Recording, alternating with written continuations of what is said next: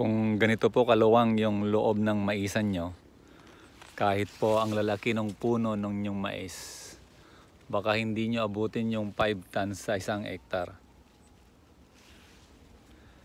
Ito, ang alam ko, late sila nagpatubig dahil may mga tumubo pang maliliit.